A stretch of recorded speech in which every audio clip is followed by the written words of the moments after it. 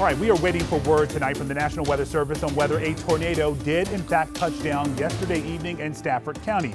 This is what it looked like last night in that area shortly after the storm rolled through in Falmouth, Virginia. Yeah, you can see some of those trees down everywhere. Many people were out already with their chainsaws cleaning up some of that damage. Meteorologist Chester Lampkin is in the Weather Center tonight. And Chester, you and Topper, you were on the air when that tornado warning occurred, and even then it sounded horrible.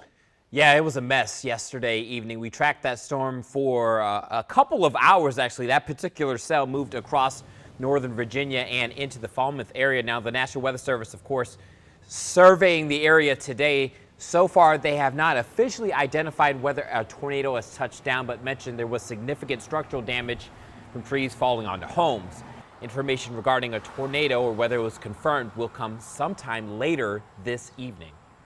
This is not the kind of weather we're accustomed to in Stafford County in Virginia, so it's really scary when that kind of stuff happens. And I've seen that some photos already of sides of buildings being taken off, trees going through homes, and I think a lot of people are just so thankful that their family and friends did not get hurt and they were not killed in this tragedy. So I look back at the reports, only one report of a funnel cloud, which is basically a tornado that hasn't touched the ground still.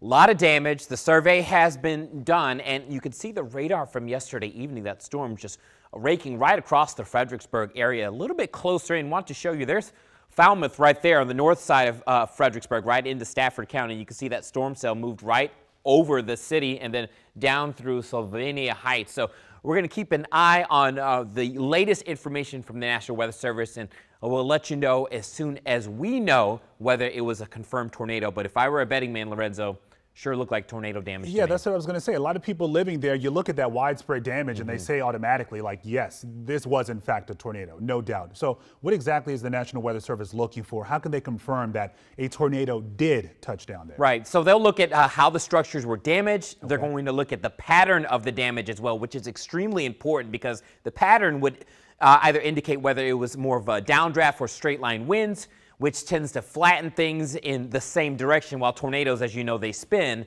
so that can create damage that looks more circular in nature. So that's something that they would have been looking for today. All right, they're going to try and figure that out.